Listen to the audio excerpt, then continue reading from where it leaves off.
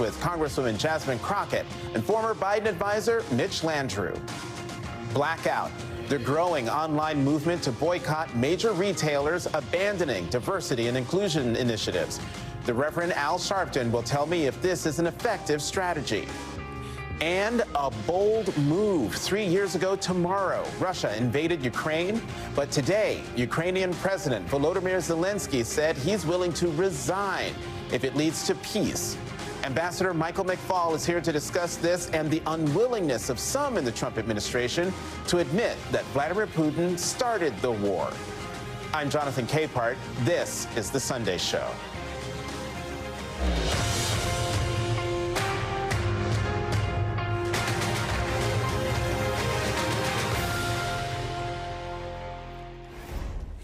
When we came on the air last night, we were talking about how it seemed that billionaire and unelected First Buddy Elon Musk was heeding President Trump's call to, quote, get more aggressive by issuing a jerk boss email to all federal workers, the one that called on them to tell Musk what they got done last week and ended with a threat, quote, failure to respond will be taken as a resignation. While we were on air, the malevolent Musk missives started hitting some inboxes with demands of 5 accomplishments by midnight Monday. But also, while we were on air, the White House Office of Personnel Management issued an announcement of its own. In a statement to NBC News, not only did it not repeat Musk's threat to fire anyone who ignored the email, it pointedly noted, quote, agencies will determine any next steps. One agency is forging ahead with its own next step. USAID just announced last hour that 2,000 employees will be notified today that they've been fired. In addition, all USAID direct hires will be put on administrative leave. Meanwhile, in yet another sign that not everyone wants to swing on Musk's wrecking ball through the federal workforce, NBC News reports that the FBI, State Department, National Institutes of Health, Defense Department, and National Security Agency have told staff to ignore Musk's directive. But in another example of the Musk-inspired chaos and confusion in the federal government, officials at the Department of Health and Human Services and the Centers for Medicare and Medicaid Services told their employees to comply with the Musk mandate. This kind of crazy unleashed by one man might work well in the private sector, but ain't nobody got time for that in the public sector. As we have seen at town halls across the country this week, the American people are speaking out, demanding their elected representatives show some backbone and stand up to Musk and Trump. We don't want Elon Musk running our government. When are you going to wrest control as the Congress back from the executive and stop hurting your constituents? Last night at the NAACP Image Awards, in her first public speech since leaving Washington, former Vice President Kamala Harris reminded all of us where the power to push back against Musk and Trump truly lies. Joining me now, Congresswoman Jasmine Crockett of Texas. She's a member of the House Oversight Committee. Congresswoman, welcome back to the Sunday Show. It's been a long time since we've spoken. So can I just get your reaction to what we've been seeing through Elon Musk's wrecking ball through the federal government, and specifically through this news coming out of USAID tonight that 2,000 people will find out today that they've been fired? Yeah, so a couple of things. First of all, I just have to say thank you to the American people, because clearly your resilience and your resistance, it is right there front and center where we need it to be. The fact that they showed up in record numbers all over the country, showing up and confronting those members of Congress that have decided, as I stated in a hearing the other week, that they wanted to castrate their constitutional duties. So I am excited to see that the American people are not sitting by idly and pretending as if they don't understand how the 3 co-equal branches of government work. Unfortunately, the Republicans in the House have decided They don't really care. Whatever Elon wants to do, who cares that they got elected to office? They're going to collect their checks. They're going to take the congressional delegation trips around the world, and that's pretty much all they're going to do, and campaign for the next election through sitting through committees. But at the same time, we know that Elon Musk supposedly does not have any authority whatsoever, according to the White House, at least in their court filings. But the idea that this guy thinks that he can go in and send out an email to the entire federal government and have everyone report to him, when at the same time they're saying that he has no authority, is bewildering to me. But I'm going to tell you who also has shocked me. Some of the leaders of these organizations that have said, we are not going to relinquish our duties. We understand our jobs. We understand that these people report to us and they don't report to Musk. And so with that, I do want to applaud anybody that at this moment has the audacity to actually do what they were either elected to do or do exactly what they are paid to do.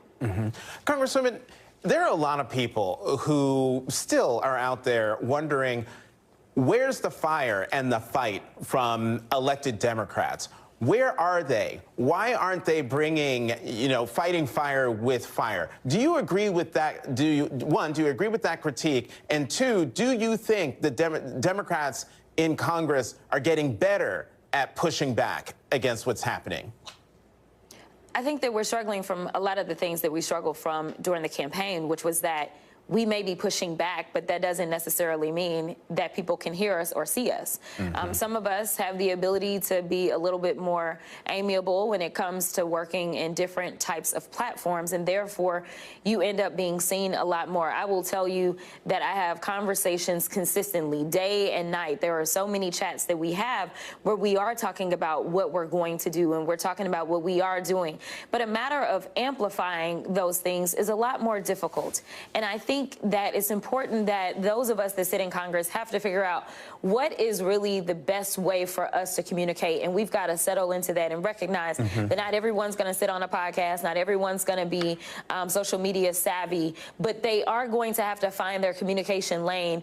And so I do think that it is something that we struggle with. We know right now we obviously have X that's owned by Elon. We've also got the other news network that I won't name, and some other things. So there's an actual ecosystem that pumps out this disinformation consistently on behalf of them. Congresswoman, let me get you on a policy thing. I'm going to play for you what Leader Jeffries said on CNN today when asked whether a shutdown was on the table, because we have that March 14th deadline coming up. Listen to what he has to say, and I'll talk with you about it on the other side. Well, we'll cross that bridge when we get to it, because as we've been discussing, we have to stop this reckless Republican budget from going forward, and that's going to be on the floor on Tuesday. What we do know is that the Republicans have the House, the Senate, and the presidency. It is their responsibility to fund the government. Congresswoman, do Democrats have the stomach to withhold votes from Republicans in order to keep the government open? I certainly hope so. I know that I'm not going to vote for their proposal for sure. Here's the thing. Our strength lies in standing together. And honestly, that is a message that not only applies to us that are sitting in the House, but that actually applies to Democrats across the board. The more that we can stand together, the stronger we are. Everyone knows united we stand, divided we fall. And so we were divided in the election. We can't allow them to divide us at this moment. I have reached out to my colleagues and asked if there are colleagues that are concerned. Talk to me about what those concerns are, because I want to make sure that we can provide cover for them if they have concerns and feel as if they are compelled to vote for this budget. But the leader is absolutely correct. And I hate the headlines that keep saying the Democrats may shut the government down. This isn't up to the Democrats, right? We're not the ones that are going to shut the government down. The question is if we will do everything to keep the government open. But right now they have a Trump trifecta. So when and if the government shuts down, it is going to be on Trump and his minions. It is not going to be on us as Democrats, because we weren't elected to gut Social Security, to gut Medicaid and Medicare, to gut USAID, to gut any of these programs that they're going after. We didn't. That's not what we campaigned on. So that's not what we're going to do. We'll let them to do that by themselves. Congresswoman Jasmine Crockett, as always, thank you very much for coming to the Sunday Show. It's good to see you. You too. And joining me now, Mitch Landrieu, former senior advisor to President Biden and current co-chair of American Bridge, a Democratic political organization. He is also a former mayor of New Orleans. Mitch, as always, thank you for coming to the Sunday Show. This is our first time talking since, Trump has been inaugurated. He's been president for a month. Mitch, come on. Your reaction to what we've been seeing. Well, first of all, let me say to Jasmine Crockett, I love her. She has a lot of courage, and she's a great leader for us. So thank you, Jasmine, and thank everybody else who's been standing up. I think Donald Trump has gotten a lot better at being bad. He continues, when his lips are moving, he's basically lying. Everything that Elon Musk is doing is on the shoulders of Donald Trump. He is the one that put an unaccountable billionaire in charge of mining people's private services and content across the country. He's the one who is using a wrecking ball to basically dismantle the federal government. Now, listen, I know a little bit about cutting. When I became mayor of New Orleans, the city was on the verge of bankruptcy. People will remember that we had the BP oil spill after Katrina and Rita. I had to cut 20% out of my budget in 6 months. That's a big number. You have to cut smart if you're going to cut. Of course, you want to get rid of waste, fraud, and abuse. Nobody wants waste, fraud, and abuse. But if you don't cut smart, it's kind of like the doctor telling you got to lose 30 pounds, and instead of exercising, you just cut your leg off and bleed to death. And as a consequence, what they have done is they have made terrible mistakes. And you can see whether it's the nuclear folks that are working with the nuclear arsenal, or whether it's firefighters, or whether or not you're dealing with research institutions, or better yet, doctors and nursing and call centers and the VAs. You lose these folks that are actually doing the hard work that are keeping Americans safe. You've got a real problem, because it's really easy to knock a barn down. Any jackass can do that. But building it back up is really hard. And once it's gone, it's a problem. And so it's been indiscriminate. It's been radical. I think the American people really honestly are pissed, because as tough-minded as we like to be, folks are really not, they don't want to be cruel. And no CEO in America would do what Elon Musk is doing on behalf of Donald Trump right now. And I think it's been very, very reckless, and it's going to be very damaging for all of us, not just Democrats, but Republicans as well. And you're going to see this in the congressional districts as folks get around and the citizens show up, because that's where the fight's going to be. Mm-hmm. Before you were in the administration, you were the leader of an organization called E Pluribus Unum. You went around the country talking to people about social issues, particularly about race. And I'm bringing this up because CPAC is in town, the Conservative Political Action Conference, and Steve Bannon spoke. I don't know, do we have the VO of what Steve Bannon did? Yeah, let's show what he did here. All right, did you catch that?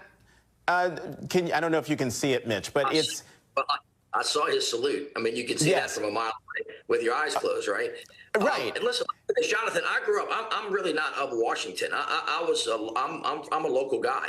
I was a state legislator. I was a mayor of a local jurisdiction. I was a lieutenant governor in a red state. I am not of Washington. I spent a year and a half there on behalf of the president doing the infrastructure thing. But my experience in Washington really, troubled me for a minute because of the inability of folks to get along. But Donald Trump has taken this to an entirely new level.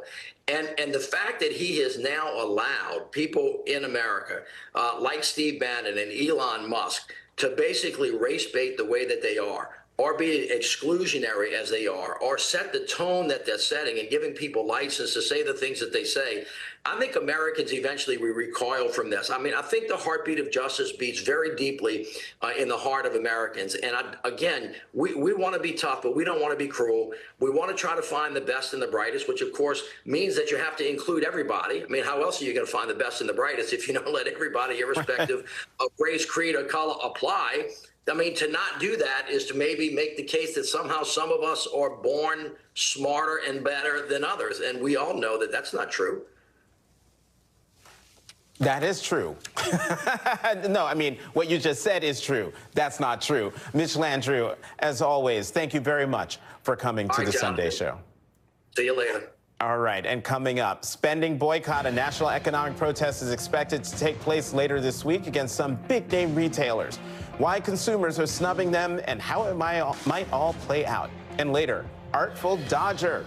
Defense Secretary Pete Hegseth declines to say who's the aggressor in Russia's war on Ukraine.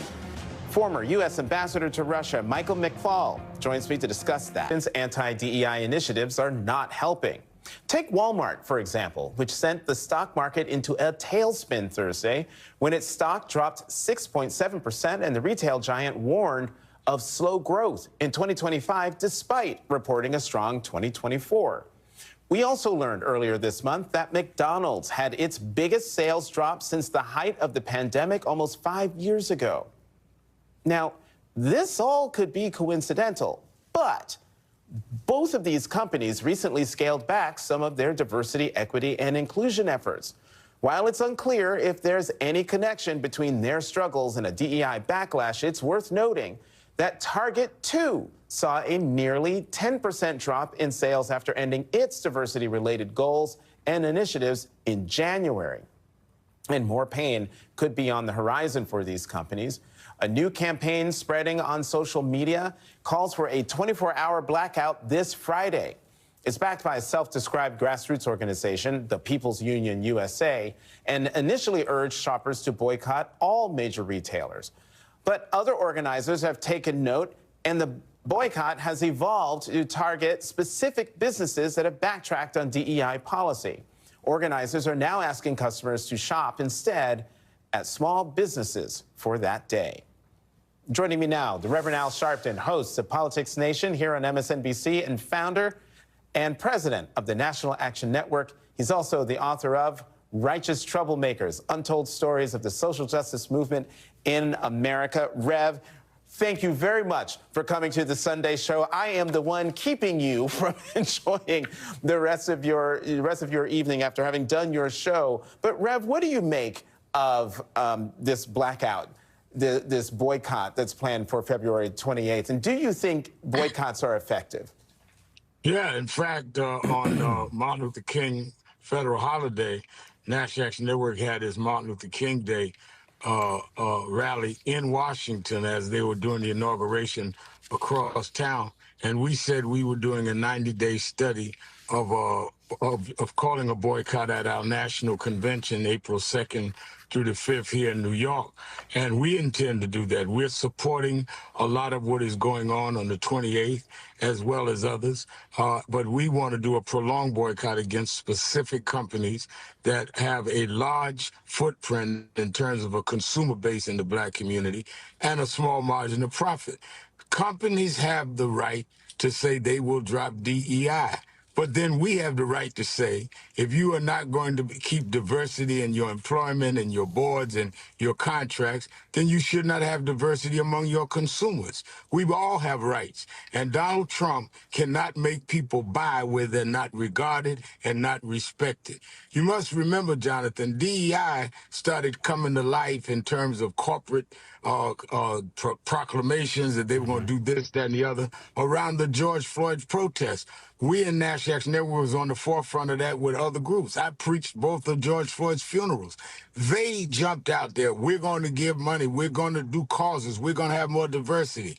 Now they're going to withdraw because the president, who's 3 weeks old, tells them to stop DEI. So were they disingenuous in 2020? Or are they being disingenuous now? They shouldn't do it without dollars in their pocket. And, you know, to your point about, you know, folks should be shopping, we should be shopping where, you know, where our dignity is respected. You did something, I believe it was last month, Rev, where you didn't lead people on a boycott. You did a proactive thing. Didn't you go, you went to Costco, I believe, with people to show support for a business that hasn't walked away. Costco announced right away that they were not going to drop DEI. And what I called was a boycott. We're going to boycott, as I said, in April, but let's have a boycott that we will buy and shop and do business with those that respect us so that we will show there is a benefit for standing up.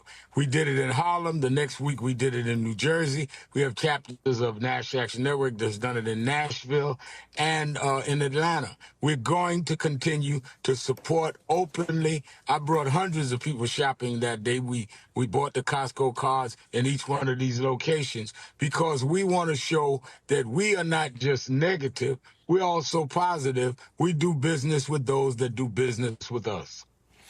You know, I'm sitting here quickly looking. Yeah, it was more than a year. All of this reminds me of the Montgomery bus boycott that lasted for more than a year when black folks in Montgomery, Alabama decided they were not going to ride the buses to show the bus company, you are not going to treat us this way. It was a level of sacrifice among those folks then to push for their own dignity. Do you think the American people today, writ large, but African Americans in particular, have the same fortitude and wherewithal to have their money do the talking and not shop at places that don't respect our role in this country? Yeah, I do think we have the ability. I think that the action that needs to be called will get widespread support, and certainly we organizing in our chapters around the country. We cannot do what we want with a White House that is against DI, with a Senate that is majority Republican against DI, and a Congress.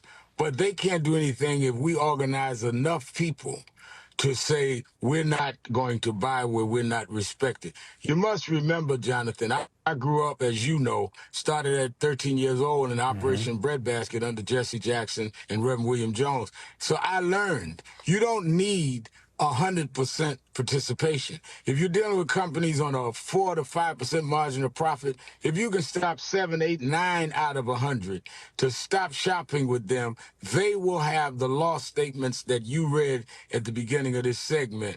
And the question is, can we stay out with our dignity longer than they can operate in the red? Let's see what Mr. Trump can do to help them. I say nothing. He cannot make us buy what we do not feel, where we do not feel we're respected. The Reverend Al Sharpton, as always, thank you very much for coming to the Sunday Show. And up next, marking 3 years of Russia's invasion of Ukraine, what President Zelensky says he's willing to do to end the war. As the Trump administration attempts to extort the war-torn country, Ukrainian President Volodymyr Zelensky said he'd be willing to step down from his post in exchange for peace or NATO membership. His comments follow the growing uncertainty in the relationship between Ukraine and the United States. On Tuesday, President Trump falsely accused our ally Ukraine of starting the war. On Wednesday, Zelensky hit back, saying that Trump lived in a, quote, disinformation bubble. Then shortly after, like clockwork, Trump lashed out and falsely called the Ukrainian president a, quote, dictator. By Friday, Trump reversed course, stating that Russia did, in fact, attack Ukraine first. But today, on Fox News, Defense Secretary Pete Hegseth dodged a question about whether Russia was the true aggressor. So standing here and saying, you're good, you're bad, you're a dictator, you're not a dictator, you invaded, you didn't, it's not useful, it's not productive. And so President Trump isn't getting drawn into that in unnecessary ways. Fair to say Russia attacked unprovoked into Ukraine 3 years ago tomorrow. Fair to say it's a very complicated situation. Okay. Joining me now, former U.S. Ambassador to Russia, Michael McFaul. He's an MSNBC International Affairs analyst. Ambassador, thank you very much for coming to the Sunday Show. First, your reaction to President Zelensky expressing his willingness to step down from leadership if it meant ending the war. Well, he's trying to disarm this incredibly stupid attack from President Trump and his associates that he's a dictator, that he's an illegitimate leader, and that they have to have elections in Ukraine before he can negotiate with Vladimir Putin. Just to underscore the facts, he was the democratically elected president of Ukraine in 2019. He won almost all regions of the country, by the way, not just one region. Then there was martial law in the Constitution, supported by the democratically elected parliament. And Vladimir Putin has been in power for 25 years. He is the dictator. Zelensky wants to undermine that and say, if that's a condition for us to get into NATO, if that's a condition for peace, I'm happy to step aside. Today, U.S. Treasury Secretary Scott Bessent was on Fox News, and he said that this Trump-backed deal with Ukraine for access to that country's rare earth minerals was a, quote, win-win for both nations. One, would love your response to this deal to begin with, and then two, is it true that this would be a win-win for the United States and Ukraine? Well, President Zelensky and his government are in a very difficult position because they don't have the ability to say no. They need our weapons and they need our support for a peace negotiation. And they're going to reluctantly sign this document and hope that it does not lead to a terrible outcome for them. But let's be clear, it is not win-win. It's win for the United States and the American companies that will see profits from this. What the Ukrainians want are security guarantees. They want a peace that will last, where Putin won't just stop for a couple of years and then invade again. And to the best of my knowledge, there are no real security guarantees in this document other than the idea that, well, American companies will be there and so Putin won't attack them. That's not enough for the Ukrainian people.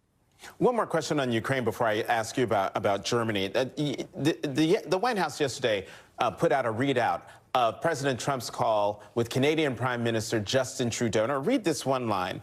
Prime Minister Trudeau echoed President Trump's desire to see an end to the war and acknowledged that President Trump is the only world leader who can push through a just and lasting peace. What do you make of that, Ambassador? Well, I haven't seen the Canadian readout. I'll bet you it reads a little differently. But that's okay to say that as long as President Trump actually does something. I think the whole world, I was in Munich last week, everybody wants this horrific, barbaric war to end. And Trump has a unique personal relationship with Putin that everybody's hoping he'll leverage to do it.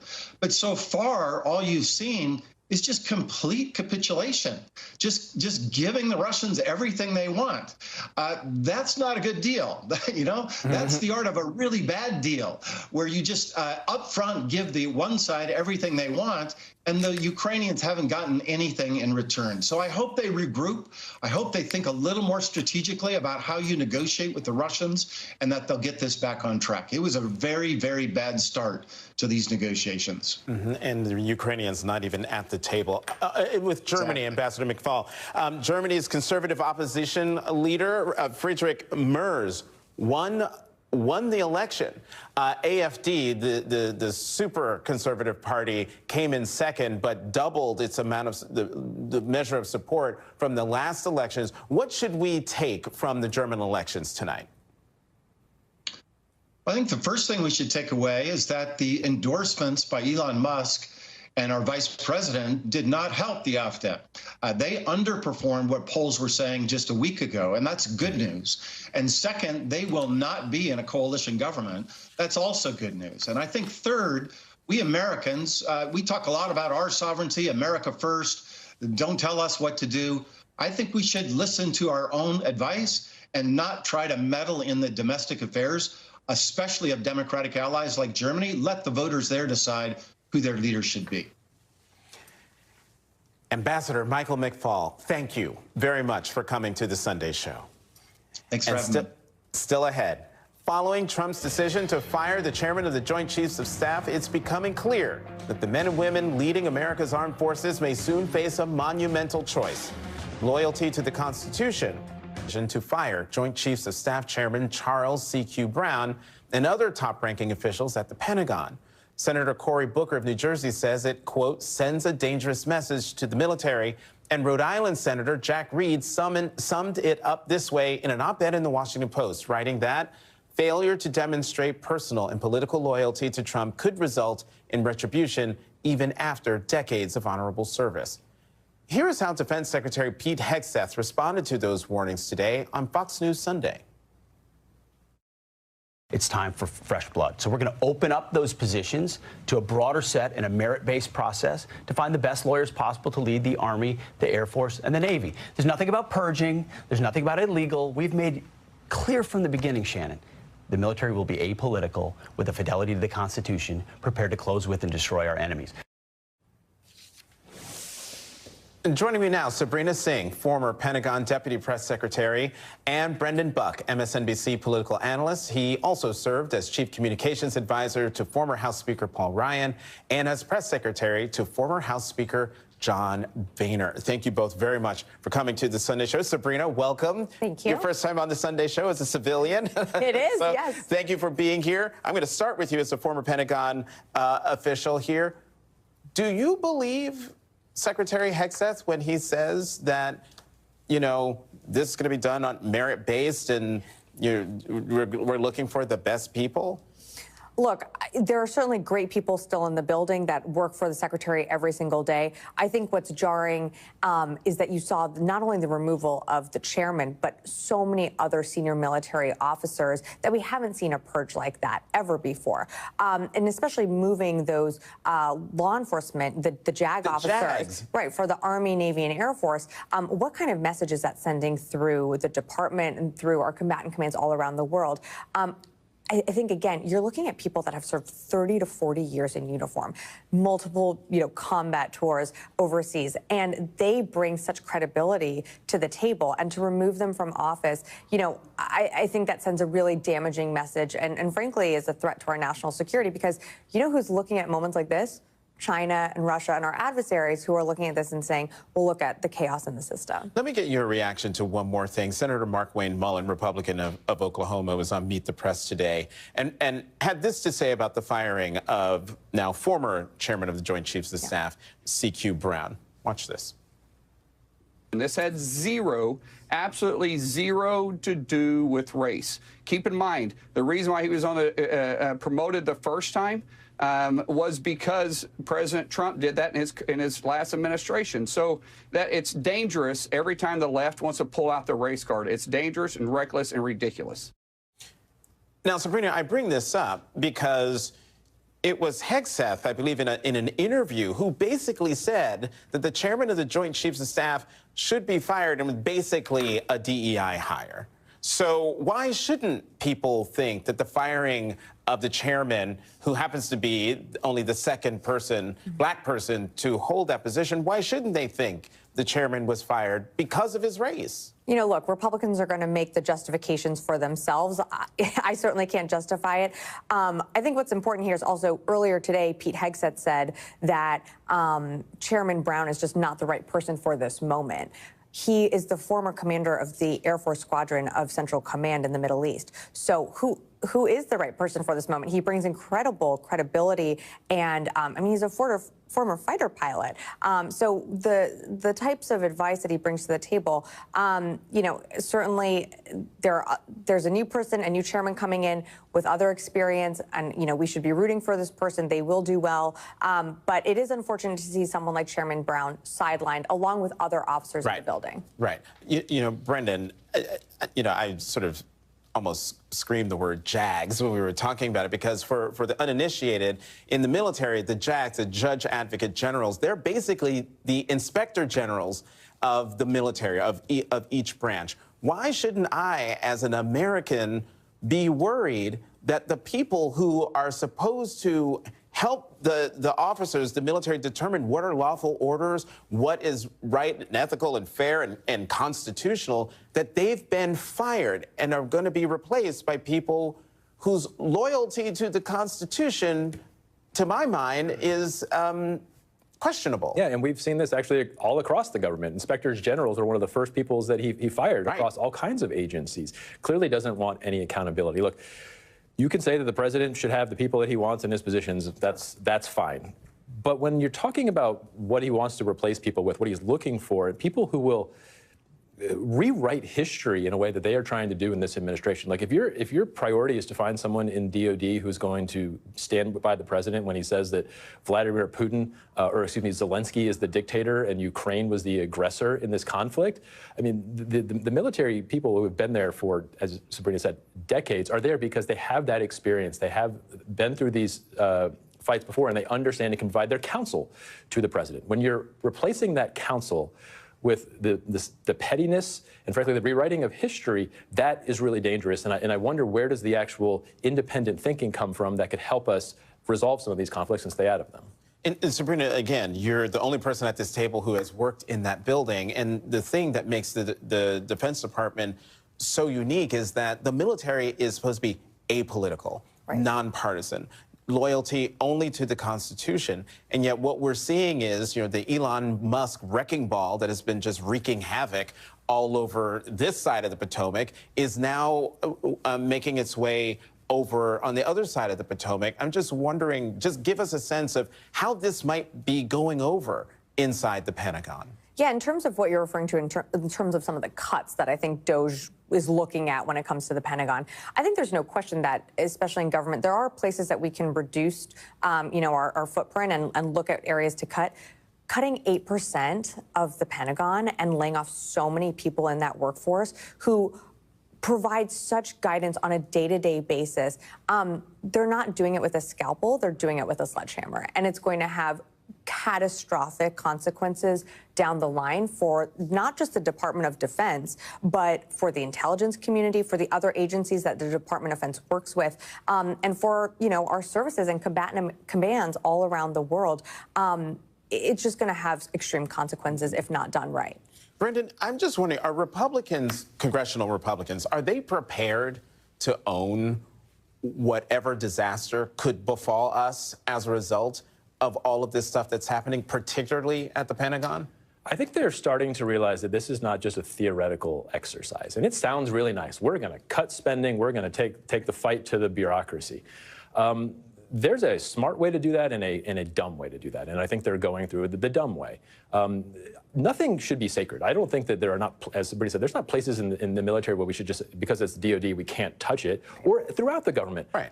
Trust me, there's a lot of places I would love to see the bureaucracy reined in.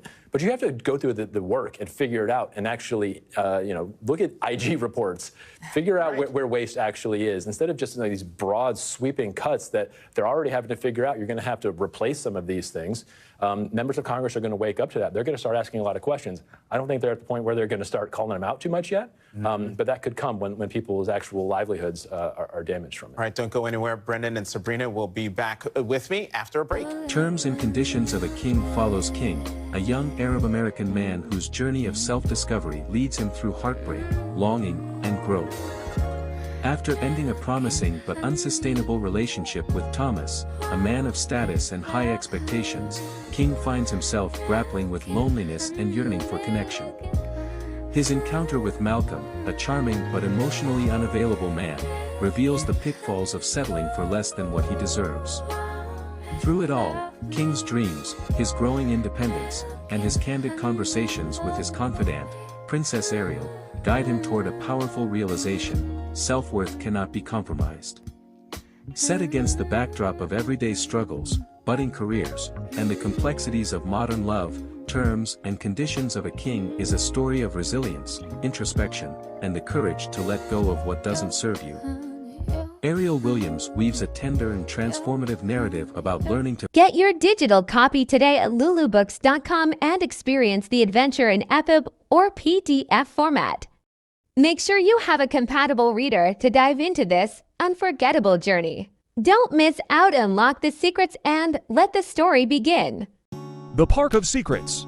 In the year 2060, near the heart of Florida, just a stone's throw from Disney World, stood a theme park unlike any other, a place known as the House of Secrets. It was a magical park, much like a state fair, filled with towering rides, carnival games, and parades that drew people from all over the world. But among the Grand Ferris Wheel and the colorful day parade, there was one attraction that outshined them all: the Parade Princess, a mesmerizing mermaid named Kenya. Kenya was a sight to behold. At 22 years old, fresh out of college, she had the kind of beauty that drew people to her like moths to a flame. Her brown skin glowed under the park lights. Her hair a stunning mix of purple and pink that cascaded over her shoulders. Little pink hearts adorned her cheeks, and a ribbon of color stretched across her nose.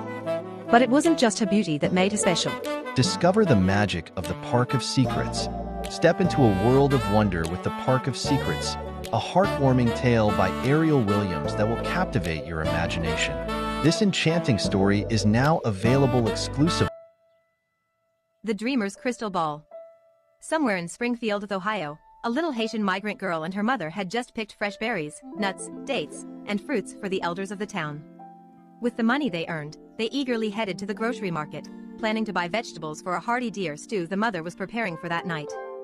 But when they arrived, a chaotic scene greeted them. Get your digital copy today at lulubooks.com and experience the adventure in EPUB or PDF format. Make sure you have a compatible reader to dive into this unforgettable journey. Don't miss out, unlock the secrets, and let the story begin.